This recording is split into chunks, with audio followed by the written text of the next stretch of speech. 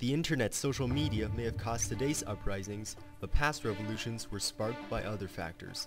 The French, Russian, and American revolutions, as well as dramatic societal changes such as the suffragists and African American civil rights movement, all shared some common causes. We'll examine these in this section. Seeds of Change: the causes and conditions of past revolutions. The first cause that we identified is inequality. This can be based on class, race, religion, or any other factor that makes one group different from another. For example, in the civil rights movement of the 1950s and 60s, even though the government wasn't overthrown, American society was dramatically changed, a social revolution inspired by inequality. Although freed from slavery in 1865 by the 13th Amendment, black people did not have equal rights for a long time, especially in the southern states. They often had inferior housing and jobs, they couldn't vote. Most prominently, they were segregated from white people in many situations. There were different water fountains, benches, and entrances to the public buildings for blacks and whites, as well as separate parking lots and schools. But the segregation of various facilities was repelled throughout the 1950s and 60s due to sit-ins, marches, boycotts, and a court case brought against the school board of Topeka, Kansas, which deemed segregated schools as unconstitutional. But even after legal measures against, there was a lot of resistance to the idea of integration. A source from Little Rock, Arkansas, who preferred to remain anonymous, told us about the first attempts at integration in this town. In 1957, 9 black children attempted to enter Little Rock Central High School and were met by dozens of angry white people. The president had to call in the army to escort the children to school for a whole year.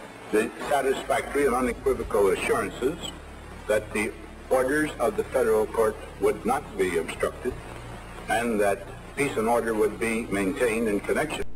Another very important social revolution prominently caused by inequality was women's suffrage, which was instituted gradually through the first half of the 20th century. The suffragettes achieved their goal in 1920 in the United States when an amendment to the Constitution was passed to allow the federal vote to all women. It took longer in Canada, but the last province to let women vote was Quebec in 1940. But in order to make a complete societal change, it can require an overthrow of the government by force. The French Revolution is one of the most famous examples of such an uprising. It is also a perfect example of a revolution caused by class inequality rather than race. France was ruled under an absolute monarchy in the 18th century.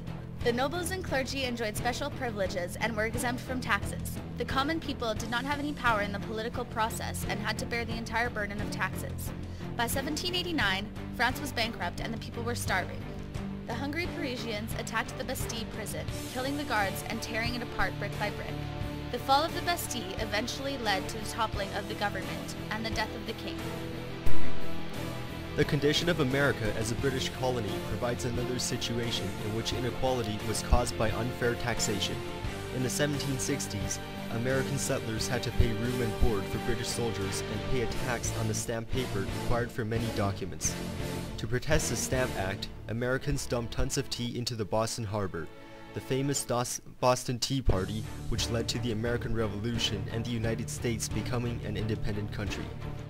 In order for a revolution to be successful, it requires that the citizenry be united, mobilized, and share a common vision for the future. Although many people in a country may be displeased with the way things are, it's another step to actually take action. A gifted leader can turn an unhappy population into a rebelling population. In the 1950s, Fidel Castro, communicating his communist philosophy through fiery speeches, was able to gather an army to unseat the Cuban dictator Batista and install a socialist government with himself as a dictator. Vladimir Lenin, another communist revolutionary who inspired Castro, was one of the first people in Russia to advocate the idea of the common people rising up and the workers uniting to take power in the 1910s, when Russia was ruled by the Tsars, close to absolute monarchs. After the overthrow of Tsar Nicholas, Lenin's Bolshevik party took power and founded the USSR. But ideas were not always easily spread.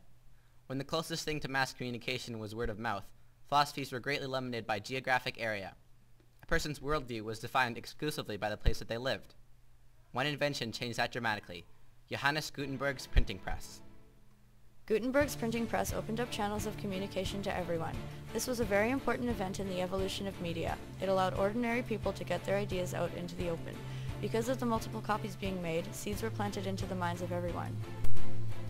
This let ideas spread a lot faster than before. Ideas from scholars, philosophers, and intellectuals became common knowledge. The printing press was the major push behind social revolution. People are even able to inform themselves about the then dangerous idea of democracy. During the Russian Revolution, the work of philosophers and intellectuals could be spread around the biggest country in the world because of the new advances. The word democracy and fair representation from as far away as the United States reached the ears of Russian workers, causing them to take to the streets in 1917 in protest of the conditions that they lived in and the unfair way that they were treated. We identified several common causes and conditions behind many social revolutions.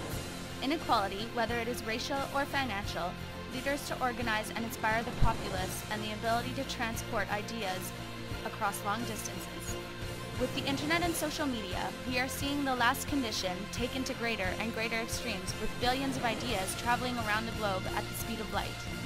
Looking at the historical evidence, it makes perfect sense that these advances would cause people to change their situation by rising up against a government they view as oppressive.